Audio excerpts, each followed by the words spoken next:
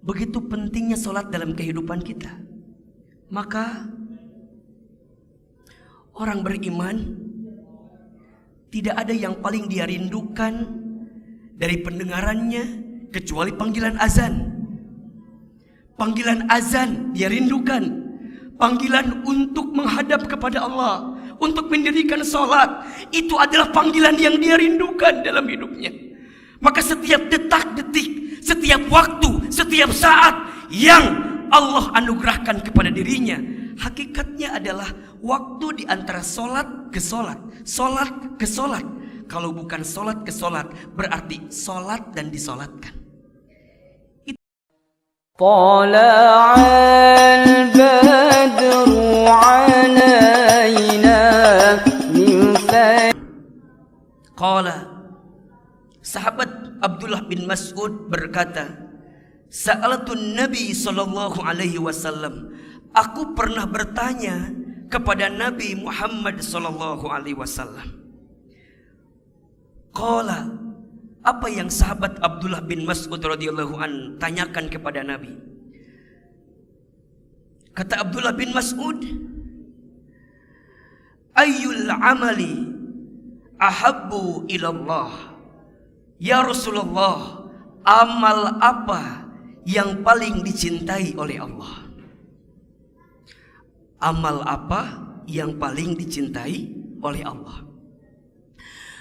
Qala, kemudian Rasulullah Shallallahu Alaihi Wasallam menjawab, setidaknya ada 3 amalan yang paling dicintai oleh Allah. Yang pertama, as-salatu ala waktiha, solat pada waktunya. Qala thumma ay, kemudian sahabat Abdullah bin Mas'ud bertanya lagi, ya Rasulullah, kemudian apa lagi? Qala, Rasul menjawab, thumma birrul walidain, berbuat baik kepada orang tua. Qala thumma ay, kemudian sahabat Abdullah bin Mas'ud radhiyallahu an bertanya lagi, kemudian apa lagi ya Rasulullah?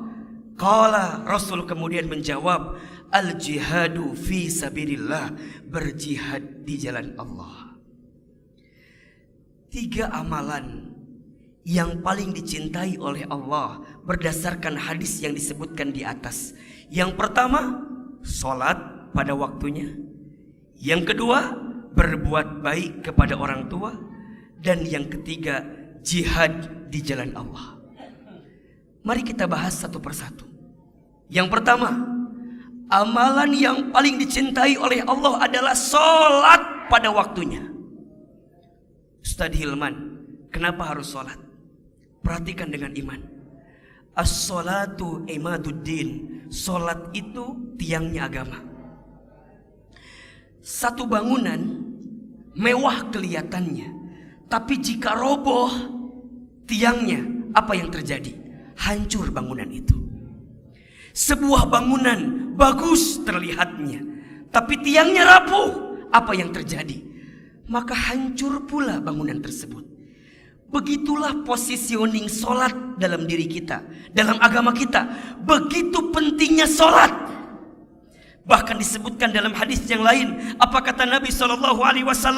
Inna awwala ma yuhasabu bihil abdu yaumal qiyamah as-solat. Sesungguhnya perkara pertama yang akan ditanya ketika hari kiamat adalah solat. Jika baik solatnya, baik seluruhnya. Jika benar solatnya, benar seluruhnya. Tapi mohon maaf, jika buruk solatnya, maka buruk seluruh amalnya. Hadirin yang dirahmati Allah, begitu pentingnya solat dalam kehidupan kita. Maka orang beriman tidak ada yang paling dia rindukan dari pendengarannya kecuali panggilan azan.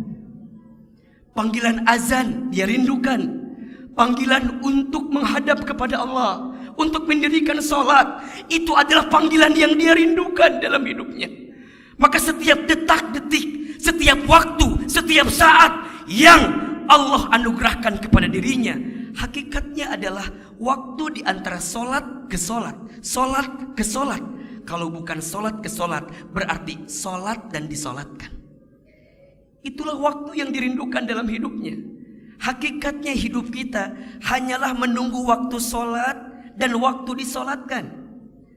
Tadi pagi kita sholat subuh, kemudian nanti siang kita sholat zuhur.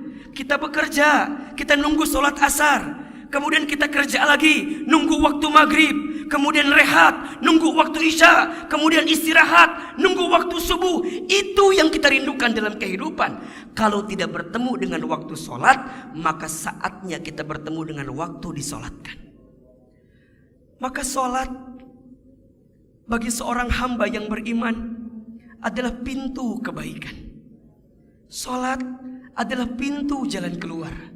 Sholat adalah pintu pertolongan. Sholat adalah pintu ampunan. Sholat adalah pintu kemudahan. Sholat adalah pintu ketenangan. Bahkan dengan sholat dia paham bahwa itu adalah pintu rizki terbaik untuk dirinya. Maka hadirin yang dirahmati Allah, Nabi SAW mengingatkan kepada kita, barang siapa yang menjaga sholat dalam hidupnya, kanat 'alaiha nuron wa burhanan wa najatan fi yaumil qiyamah, maka orang tersebut akan mendapatkan cahaya, orang tersebut akan mendapatkan penerangan, akan mendapatkan petunjuk, dan orang tersebut akan mendapatkan keberhasilan ketika nanti hari kiamat. Maka hadirin yang dirahmati Allah, ingin bahagia hidup kita, jaga sholat kita. Ingin mulia hidup kita, jaga sholat kita. Ingin lebih baik kehidupan kita, maka perbaiki sholat kita.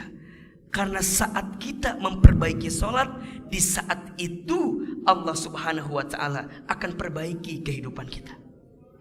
Maka mohon maaf lahir dan batin, jika ada di antara hadirin sekalian yang mungkin siang ini sedang punya masalah, sedang punya persoalan, sedang punya kesulitan, maka jemput pertolongan Allah itu dengan sholat.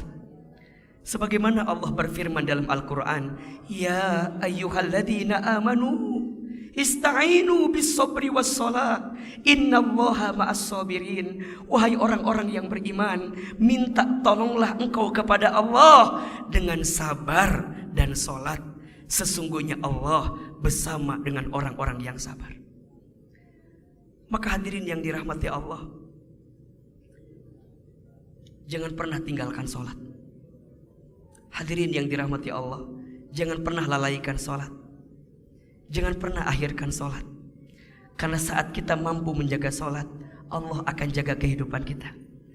Kalau kita bisa memperbaiki kualitas sholat kita, maka Allah akan perbaiki kehidupan kita. Dan ini menjadi amalan yang sangat dicintai oleh Allah Subhanahu wa ta'ala. Naik level lagi, sholat di awal waktu. Naik level lagi, bukan hanya yang wajib, tambahin dengan yang sunnah. Misal sholat tahajud. Sholat tahajud itu sholat yang akan mengantarkan kemuliaan kepada diri seseorang. Sebagaimana Allah berfirman di surat Al-Isra ayat 79. Apa kata Allah? A'udzubillahi minasyaitonirrajim wa minal laili fatahajjad bihi nafilatan laka asa ayyab'asaka rabbuka maqaman mahmuda. Dan di waktu malam bangunlah, dirikan sholat tahajud sebagai tambahan untuk hidup kamu sekalian. Niscaya Allah akan angkat derajatmu ke tempat yang paling tinggi. Maka mohon maaf lahir batin, yang hari ini sedang sulit, sedang susah, sedang punya persoalan dalam urusan dunia, maka jemputlah kemudahannya dengan menghadirkan sholat terbaik kita di hadapan Allah Subhanahu wa ta'ala. Yang kedua, amalan yang dicintai oleh Allah adalah berbuat baik kepada orang tua. Hadirin yang dirahmati Allah, Rasulullah SAW berpesan kepada kita, ridullah fi ridul walidain wa suhtullah fi suhtil walidain. Ridhonya Allah ada pada ridhonya orang tua, murka bencinya Allah ada pada murka bencinya orang tua.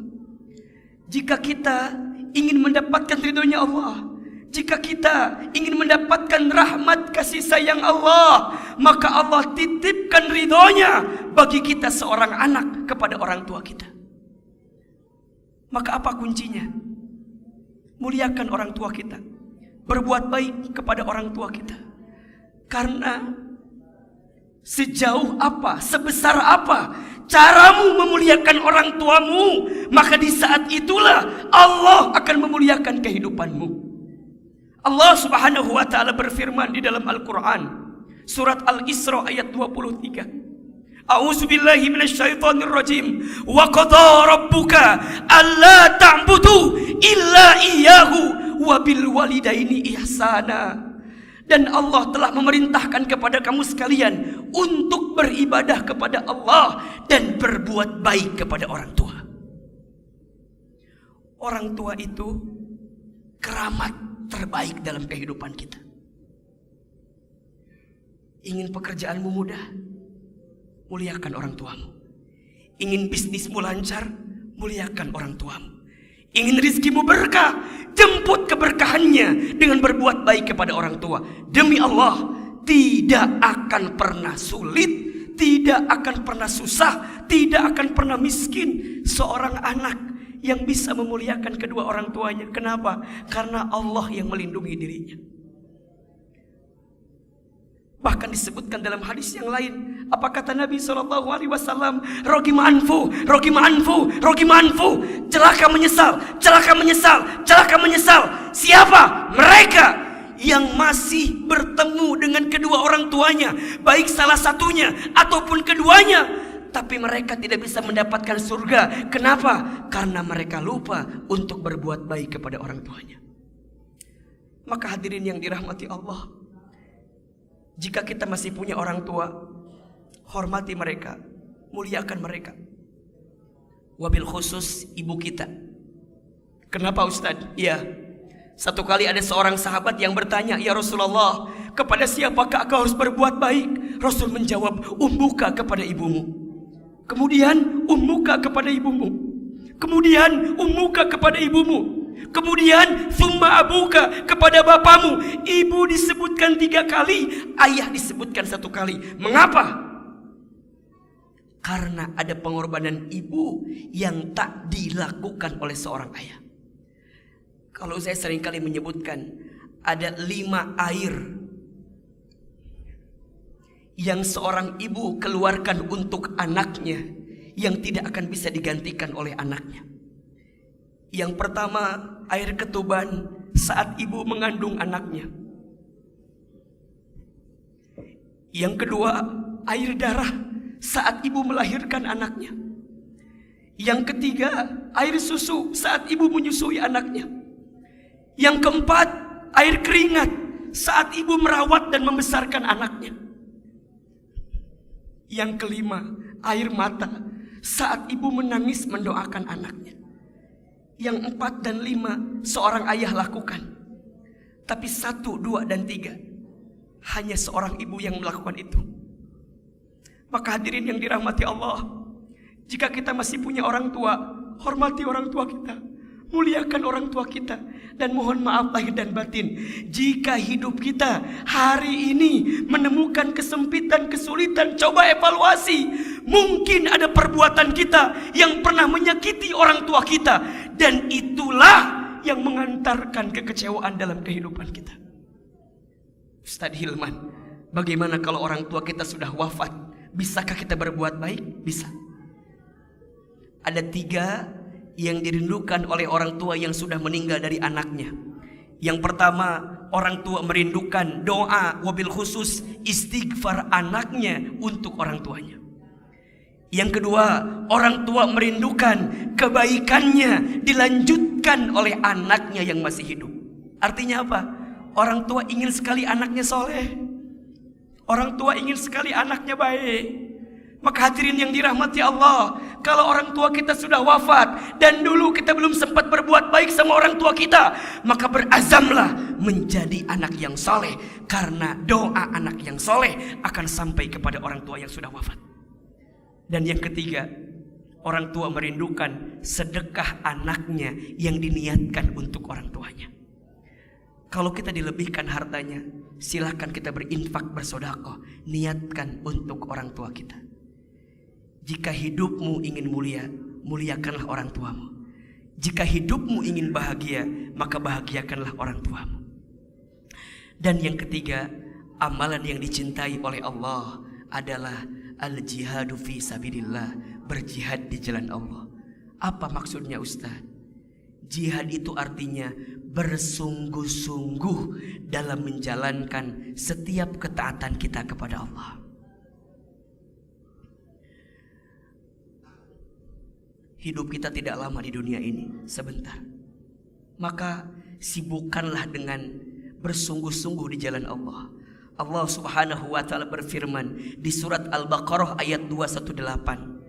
A'udzubillahi minasyaitonir rajim. Innalladzina amanu, sesungguhnya orang-orang yang beriman, walladzina hajaru, dan orang-orang yang berhijrah, wajahadu fi sabilillah, dan orang-orang yang berjihad di jalan Allah. Ulaika yarjuna rahmatullah, mereka mengharapkan rahmat Allah. Wallahu ghafurur rahim, dan Allah Maha Pengampun lagi Maha Penyayang. Hadirin yang dirahmati Allah, teruslah berjalan di jalan Allah Subhanahu wa taala. Jihad itu bersungguh-sungguh dalam setiap kebaikan. Seorang suami yang mencari nafkah bagi keluarganya, selama dia niatnya tujuannya karena Allah, maka dia sedang berjihad fi sabilillah. Seorang ayah yang dia keluar rumah mencari nafkah bagi keluarganya, mencari nafkah yang halal, tujuannya untuk Allah, maka kita sedang berjihad di jalan Allah. Seorang pejabat, seorang pemimpin yang diberikan amanah dengan kepemimpinannya, kemudian dia menjaga amanahnya dengan baik, dia berikan kebijakan yang baik, dia memberikan sesuatu yang terbaik, maka dia sedang berjihad di jalan Allah. Rakyat, masyarakat yang kemudian dia taat kepada Allah, taat kepada Rasulnya, taat kepada ulil amri dengan baik, maka insya Allah dia sedang berjihad di jalan Allah. Barang siapa yang serius di jalan Allah, maka Allah akan memberikan kebaikan kepadanya. 3 amalan yang paling dicintai oleh Allah. 1, sholat pada waktunya. 2, berbuat baik kepada orang tua. Dan yang ketiga, berjihad di jalan Allah, bersungguh-sungguh di jalan Allah.